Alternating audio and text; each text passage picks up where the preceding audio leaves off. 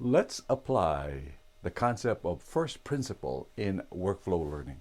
Now, Elon Musk, who's the chairman, CEO of Tesla and SpaceX, have used this principle in this particular fashion.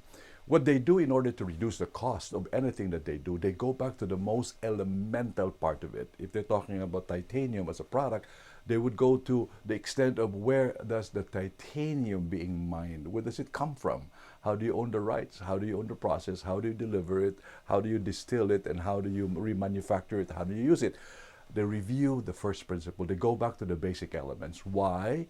Because by going back to the basic elements, they can begin to really cut the cost. They can begin to manage some of the bloat and some of the unnecessary costs as they move forward. So today, they're able to do really reduce cost in the delivery of every rocket that they launch.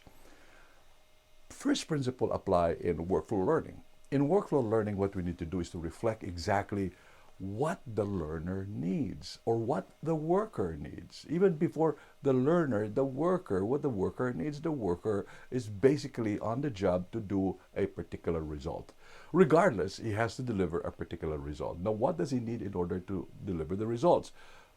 Equipment, raw materials, work processes, a particular process that they use in terms of managing the results. And they may answer in order how to use this. But built in the learner is the ability of the learner to actually know how to do the work. Most people, when you hire them, they have some skills. You supplement this because now you'd say they might learn something.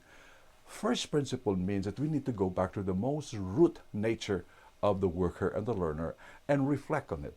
The challenge we have today with a lot of instructional design and training and learning design is that we start on the third and the fourth phase. We start on the idea that, gee, this is the solution to train them.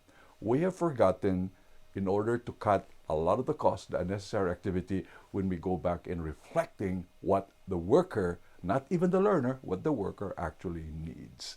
Reflect on this. The first principle, go back to the most basic requirement of why we're doing learning and training.